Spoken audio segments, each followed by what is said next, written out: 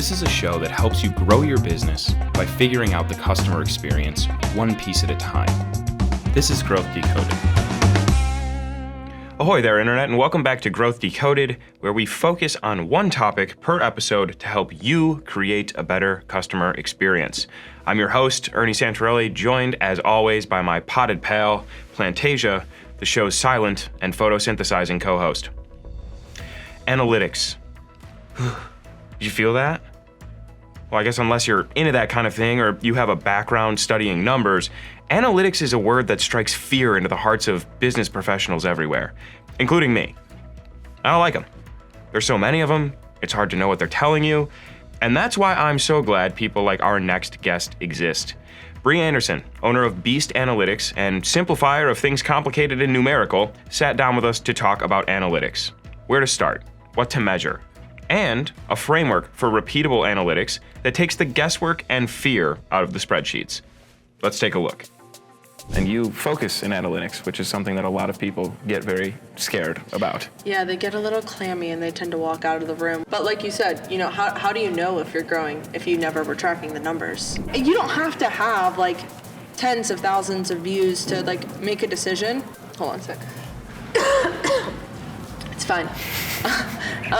So I always tell people, go through the journey that you think that your customers are taking. Think being the key word, and write down all of those steps. And those are all things that you need to be tracking. And that's really where most people should start and spend most of their time. Everything else is just like nice to haves. And noise. Yeah.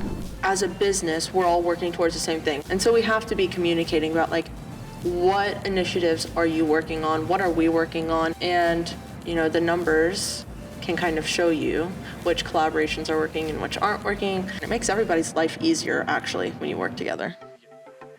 How do you know if your business is growing? I mean, how do you really know? How can you prove it? With the numbers.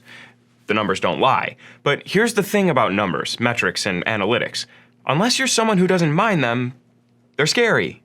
They're tedious. And these days, there are just so many of them. Which ones do you look at? Which metrics should you look at? How do you know? How do you know what they're telling you? How do you know if they're right? How do you use them to tell a story, and why is it so hard to visualize them? Look, if you're anything like me, you have a slight to severe aversion to metrics and analytics. But you also recognize that they're a critical piece of knowing and understanding your business, your efforts, and whether or not what you're doing is actually working. Now here's the good news. They don't have to be complicated or scary or tedious at all. It's all in the approach. It's all in the system. Now, a few episodes back, we talked to Tim Washer, and he introduced us to the concept of follow the fear. The idea of that is, if there's something that makes you scared or uncomfortable, or if it's something that you're averse to, that's where the opportunities for growth are the most present. Now, if you're new to analytics, you don't know where to start, if you don't know how to read some of them, but also know that there's more that you could be learning and gaining from them, or if you're not a numbers person, if you would rather do grout work in someone else's bathroom for free than dive into a spreadsheet full of numbers, if you're any of these people, that's where today's guest comes in. Let's meet Brie Anderson. Our next guest on Growth Decoded, who I am now joined by, is Brie Anderson, the owner of Beast Analytics, and someone who played soccer in Austria when she was 11 years old against a team that was really good. Very good. Brie, thank you for being here on Growth Decoded. Welcome to the show. Me. I'm super excited to be here. Yes, absolutely. Okay, so our show, we talk a lot about the customer experience, what leads to a good customer experience, and how do you use that to grow your business. So obviously, growth is sort of defined by the numbers behind the business, and you focus in analytics, which is something that a lot of people get very scared about. Yeah, they get a little clammy and they tend to walk out of the room when you start talking about numbers. But like you said, how do you know if you're growing if you never were tracking the numbers? You know what I mean? Yes, absolutely. And to that point, their hands get clammy, they walk out of the room. What makes you gravitate towards the analytics side of things? So I've worked in a lot of different aspects of marketing. So I worked in social media management, then I did PPC and SEO and all sorts of things. And the one thing that was always consistent was that we got numbers out of whatever we did, right? And so I liked the numbers because it made me understand how all of those things work together. which again is something that people get like clammed up about and walk out of the room when you start saying you have to talk to your sales team, you have to talk to your email team, you have to talk to your paid team. But for me, the big moment, I did actually have a moment where I was like, this is it. And I was 19, I just got out of college, and somebody gave me $1,000 to run Google Ads. And as someone that was making $12 an hour, I went, this is a lot of money and I need to know where it goes. So I started learning about Google Analytics and was able to see that with that $1,000, we were able to make back $3,000.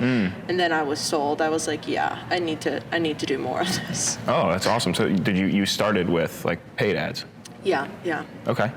Okay, so we talked a lot about, or you just talked a lot about talking to the other teams and the importance of knowing all of that and like actually knowing how you're growing and what the numbers are. Right. Where do you start with that? Well, I think the big thing to remember is that we're all working towards the same goal. Yes. Right? Like, so I did play competitive soccer for 14 years. And being on a team, we all have our individual things that we have to focus on and like our task. I was a goalkeeper, make sure the ball does not hit the back of the net. You know what I mean? Yeah. And as a business, we're all working towards the same thing, whether that's revenue or leads or what. I mean, most of the time it's revenue, let's be honest. But we tend to forget that, like, we are all working towards the same goal. And so we have to be communicating about, like, what initiatives are you working on? What are we working on? And that collaboration. And, the numbers can kind of show you which collaborations are working and which aren't working. And you can really play off of each other. And it makes everybody's life easier, actually, when you work together. Yeah, absolutely. The thing that I've noticed, and maybe people feel the same way, is that, it can get pretty convoluted pretty quickly. There's a lot of different numbers, and there's an absolutely ridiculous availability of numbers, right? Yes. Like, so many metrics can be tracked. So with that in mind, it can quickly get overwhelming. Like, how do you make sense of that? How do you know which numbers you should be looking at and which ones are sort of just like there that you don't necessarily have to look at? Start with the end in mind, right? So you have to have whatever that goal is and kind of work backwards. So you were talking about customer experience, right? How do you create a good customer experience? Well, a lot of times you can see a pattern in how people go through the funnel, right? Everybody has this idea of a funnel, which may or may not be true in the digital age, depending on your product specifically. Sure. Like a spatula, if you need a spatula, you go on Amazon, you just buy a spatula. Yes. There are still some things that you're going to take into consideration, but that funnel is very short. But everybody has like a different experience that their customers will go through, or a journey that their customers will go through. So I always tell people, go through the journey that you think that your customers are taking, think being the key word, and write down all of those steps. And those are all things that you need to be tracking. And then what affects whether or not those steps are going to be completed. And that's really where most people should start and spend most of their time. Everything else is just like nice to haves And noise. That a lot of metrics people still rely on are because that's what we got with traditional media. So like you think TV ads, radio buys, all that. Well, they were given, this is you're going to reach 80% of women in Wichita that are between 35 and 60. That's what they were given. Sure. And so that's what everybody was used to when it came to marketing metrics. Now we get crap ton of data. So is that a challenge, do you think? Is one of or maybe one of the barriers to entry in terms of understanding analytics is like breaking out of that old mindset and into the new mindset? Absolutely. Well, that and a lot of people are looking, because there is so much, it's really hard to kind of get overwhelmed or get lost. So I tell people, when you first start working with analytics, you need to go in with an idea of what you're looking for. Yeah. So I'm going in to see how many people hit this page and ended up filling out our form. Those are the two things that I need to see, right? And then as you get more comfortable, you have to plan time to kind of get lost in the numbers. I like that. Yeah. But when it comes to like, getting people to understand the metrics and the ones that matter, I always tell people, like, what is the person you're reporting to going to ask you? And how are you going to answer those questions? So, we just went through a pandemic. The first people that always get cut are marketing people. and salespeople. And so if you can prove that marketing is actually increasing your, the number of units you're selling, then you have a lot better chance of keeping your job. So we go, okay, well, if I know that, I need to be able to prove that I'm making money for the business. I have to prove that this is how I spent my time and, all of those things. So yeah, always start with the end of the mind and with the end in mind, and then answer the questions that whoever is above you is going to ask you. Those are two very good rules of thumb to just keep in mind. And I think it's really similar to the way that we approach automation. ActiveCampaign is an automation platform, and you can build and do all these different things, but we always say process before software. Yes. Know what you're trying to build before you get in there and start building it, because otherwise, like you said, you'll just kind of get lost. But also planning to get lost in the numbers. Can you talk a little bit about that? What is that? Do you have a strategy for doing that? Yeah, so I call it it's called the beast cycle.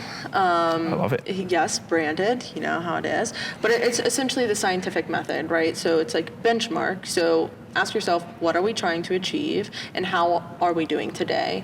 And so that's just, again, looking at all those metrics that are going to affect your overall objective, taking today we got, or over the last 2 weeks, we got 100 visits to the page and 50 people completed the form and 10 of them were qualified. Great, now we have our benchmark. Yeah. Then you take time to explore all of the data around that. So competitive data, your own internal data, whether that's website or email or, all that, kind of taking a look at that number. And that's that slotted,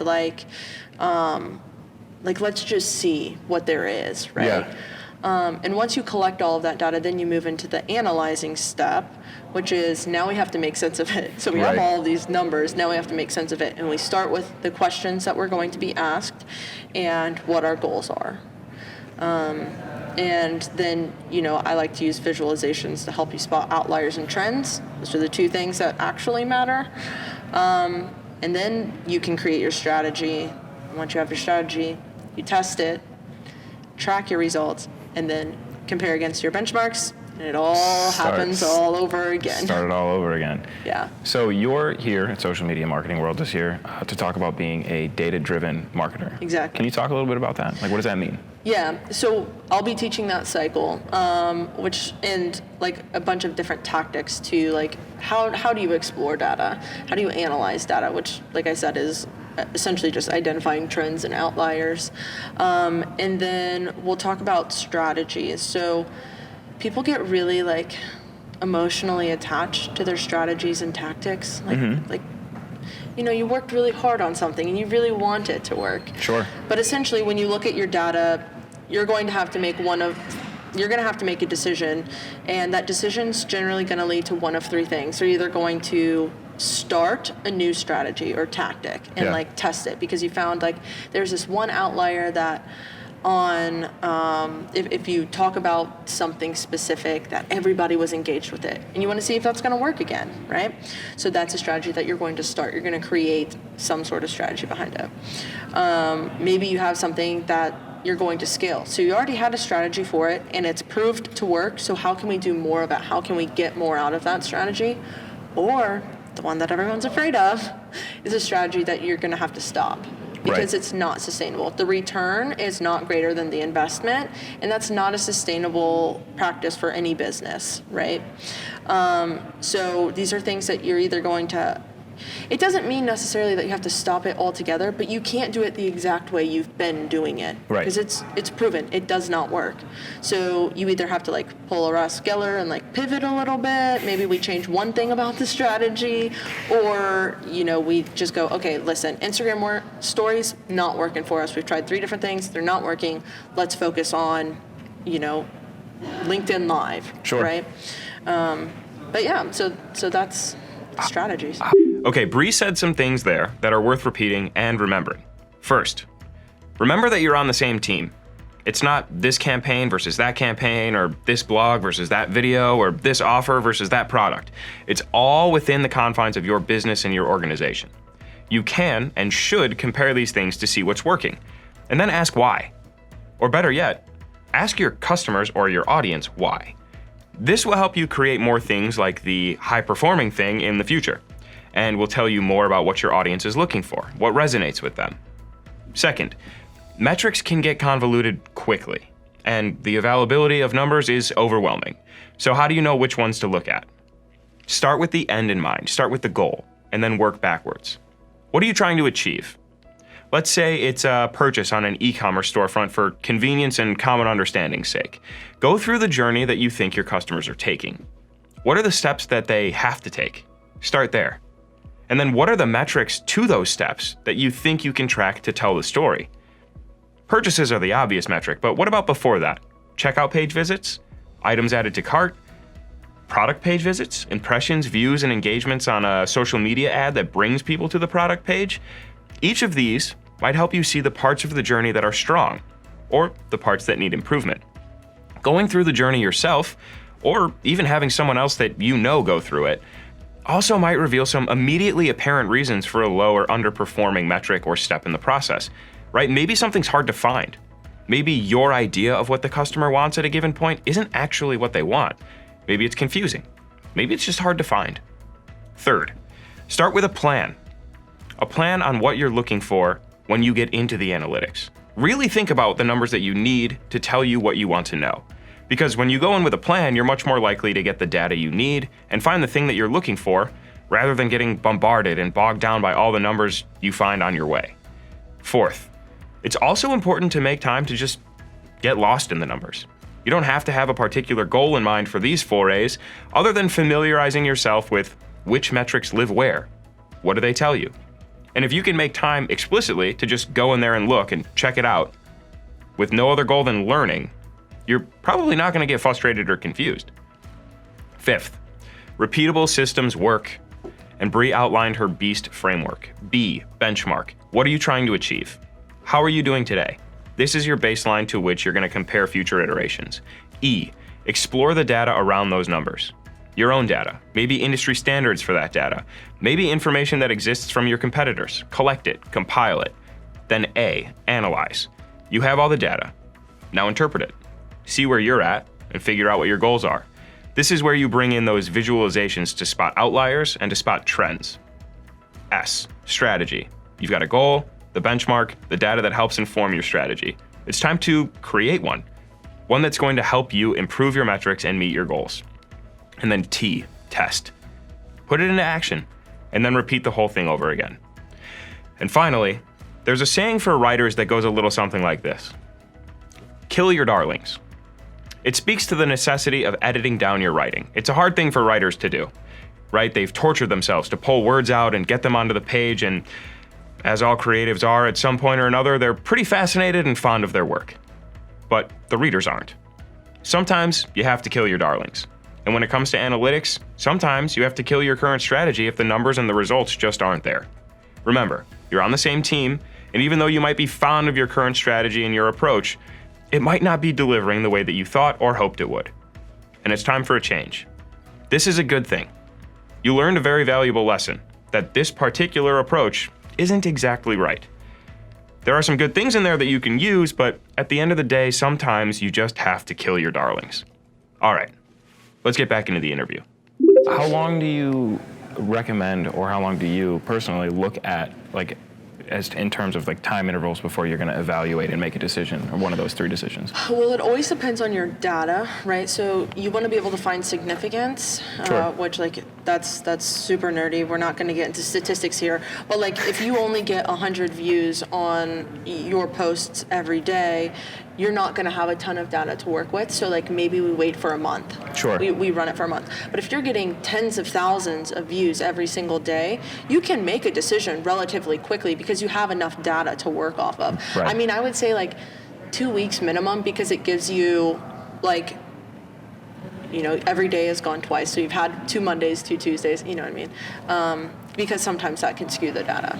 So I've had a few conversations with different people, and when testing comes up, it's sort of like a contested subject because of what you just said. Yeah. Depends on the traffic, depends on the data. Yeah. So I've heard the case that, you know, most businesses can't test to any sort of like really significant degree because of the fact that, you know, we're not Amazon, we're not Nike, we don't have these massive numbers that we have available to us. Do you have like opinions on anything like that?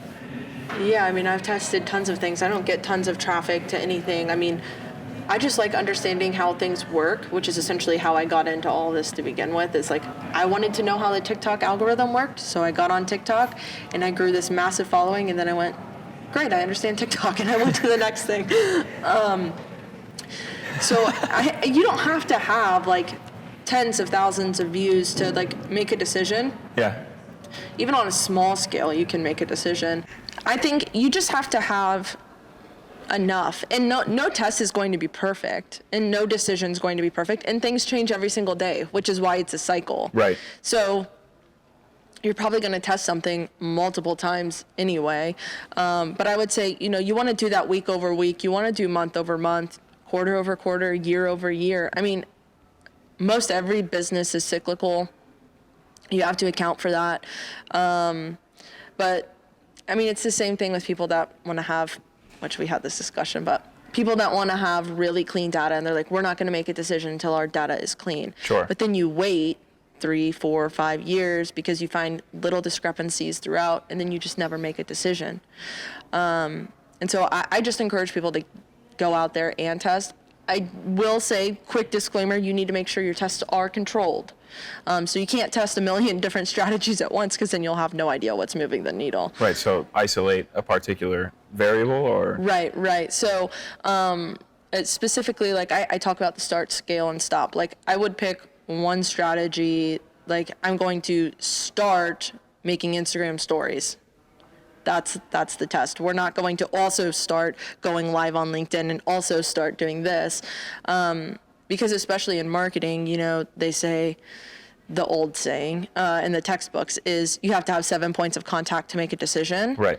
So if you start all of these things at once, it's like, well, was it because they were seeing us more, or was it because we were on Instagram stories? You know what I mean? It's kind of hard to attribute. So I just really try and encourage people, like, change one thing at a time, ideally.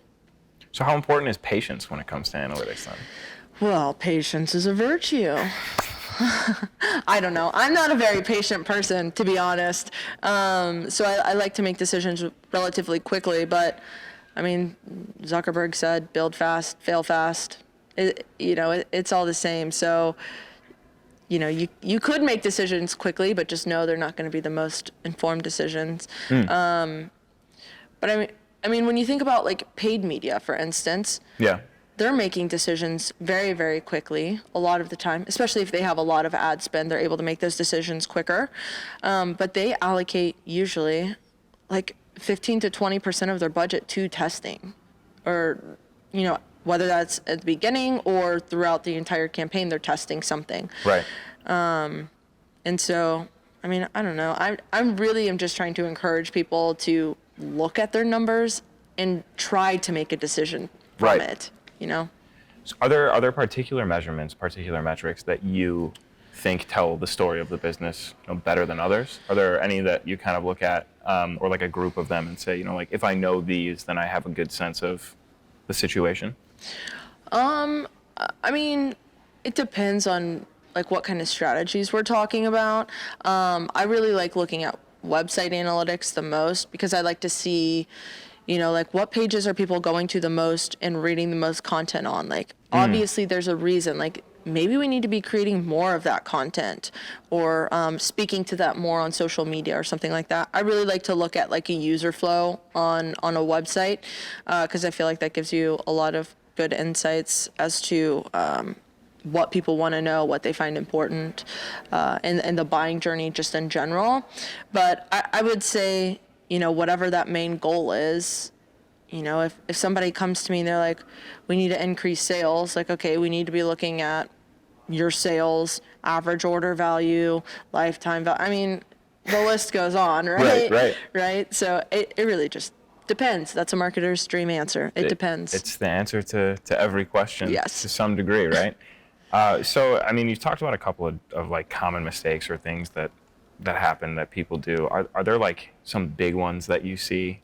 Yeah, people don't track their goals, right? So they'll be like, we want people to sign up for your newsletter. And I'm like, great.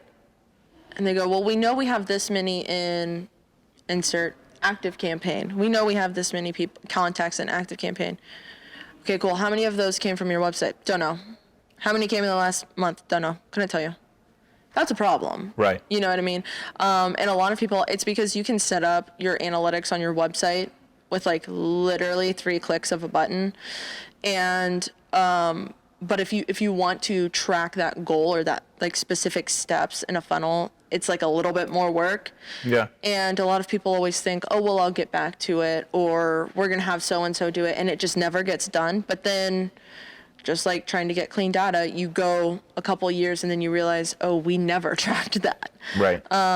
So I always tell people to like collect it before you need it, because once you need it, you're really going to want it and you're just not going to have it.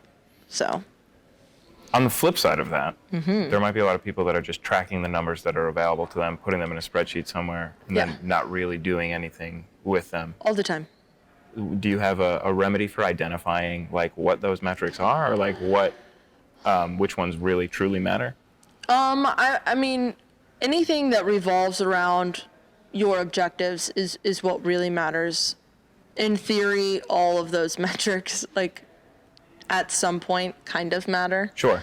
But, you know, I always say start from the end and work backwards. So, like, if the end goal is sales, start there. Like, that's the most important thing, right, is sales. And then before the sale happens, people are adding things to cart. Great. We're going to do that. And before that happens, you know, and you can add them on as time goes on. But, for those people that are just throwing things in spreadsheets or just looking at the numbers and tables, like, that's really hard. There are very few people that can just look at numbers and be like, this is what we need to do. That's a great idea. I highly suggest visualizations. There are tons of ways to make visualizations. Copy that thing, put it in Excel or Google Sheets and make charts, right? Or use Google Data Studio or, you know, whatever, because that's going to be the easiest way to identify those trends and outliers. A lot of people can look at a picture and go, oh, there's like this kind of pattern. Right. We're taught to identify patterns from the time we're like 2 years old. And so visualizations are going to make data, like understanding data, so much easier. That makes all the sense in the world, because a bunch of numbers on a spreadsheet are just a bunch of numbers on a spreadsheet. Absolutely. Yeah. So when it comes to you, like, learning more or looking for new ideas, new, information, who do you look for? What do you look to? Are there sources that you go back to, different people or sites, anything like that? I do a lot of like watching product blogs, right? So like, let's say Twitter's blog. What are they rolling out? What are they deprecating? What new things are they giving us access to in analytics? In my mind, it's like they wouldn't give us access to it if they didn't want us to use it. Right. So like, there's obviously a reason that. So a good example, last year YouTube rolled out key moments in videos, and they'll show you where you had spikes of engagement, where you had dips, and how your intro performed. Which means that they probably they've probably noticed that if you get your intro right, people are going to stick. Or they've probably noticed that people share videos a lot of times at a specific moment so that they can cut out all of the noise beforehand, and that was important, right? Like, they've had this information for so long, guaranteed, because they had to build out an interface for it, yada, yada, yada. But they wouldn't give it to us if it wasn't important. There's something that they've deemed important. So I'm always just looking for like the changes in platforms. Even like Google Analytics rolled out a brand new platform in 2020. So they went from Universal Analytics to Google Analytics 4. And that platform has a lot of new functionalities. Like, they have a whole new funnel that Google has identified, which makes you think, like, what do they know that we don't? That's what I'm always thinking. What do they know that we don't know yet? And what's going to make it important? And how can we use it to make our businesses better? I love that. That makes it just like looking at it with that analytical perspective, as opposed to just like, oh, look, they're giving us a new thing. Right, it's like, why? Asking the why. Yeah. Can I call out one that I recently noticed? Yeah. YouTube now shares, it used to just be your subscriber jump. Yeah. And now they share that net number. Yes. Also, how many people churned Yeah. and how many new people came Right. on. So And they rolled out too, like, the views by non-subscribers versus subscribers, which is something that they didn't offer previously. yes, yeah. There's a whole new feature in YouTube that's specifically focused on your subscribers and which videos they are watching and which ones they're not watching, which is very interesting. It seems like it's a community building. Yes, absolutely. Like, to take your point, thinking Yeah. about it, that seems like that's probably what. Yeah. Yeah. So before we wrap this thing up, if you could, leave everybody with one piece of advice when it comes to analytics, what's your big ask? Collect it before you need it. Please. Track your goals. A lot of people don't do that. But it would be that, and then also to try and use it more. Yeah. Instead of just saying we have to report on impressions to the boss because that's what they care about. Also think about okay, then what led to the most impressions aren't the most fun thing to talk about and whatever, but what led to the most impressions? Why? Just ask more questions, and that will lead you into being a better data-driven marketer. We talk a lot about growth. Yeah. How do you look at metrics, track them? Yeah. How are they growing over time? How important is I know you talked a lot about testing, but the decay aspect. What happens when things go down? Yeah, I mean, you also have to ask yourself why. Why is that happening? Am I putting out the same content too much? Am I did I think that something was important to my audience that actually isn't important? And I think if you look, again, it's all about finding trends and outliers. If you're seeing a trending downline, you're probably putting out content that people aren't interested in for one reason or another. Don't be afraid to ask your customers too. A lot of times people never talk to their customers, but ask them, okay, we put out all this content. We noticed that it's kind of gone down. What are you looking for right now? Yeah. What are you struggling with right now? And what kind of content are you spending time watching and reading and learning? So yeah, I mean, that's another nice thing, though, about Google Analytics 4 is they do give you a churn rate, which you don't get a churn rate in Universal Analytics. So go set up Google Analytics 4. All right, final question. How important is automation to the analytics conversation? Oh, man. I like automation when it comes to analytics, so I can make Google data reports, Data Studio reports. It's super nice. I really like dashboarding for clients because I feel like data transparency is a really big thing. So I want clients to always be able to see the data. And then automating reports is really nice. It can take a lot of time to create reports for people. I know a lot of people report weekly or monthly. That's a lot of time. Yeah. I mean, even for one client, that's a lot of time. If we're talking about agencies, you have 40 clients, let's call it. I mean, even if they only took an hour a week, that's somebody's entire work week once a month. Right.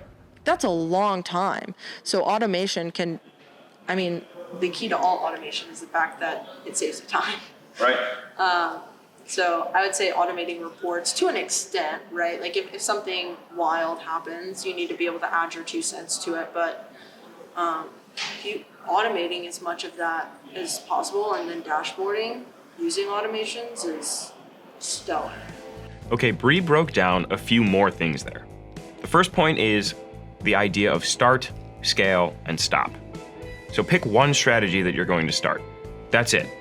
You won't also start any other channels or other campaigns, because if you do, it's impossible to know what the impact of any one thing is, especially when you're changing all kinds of things at once.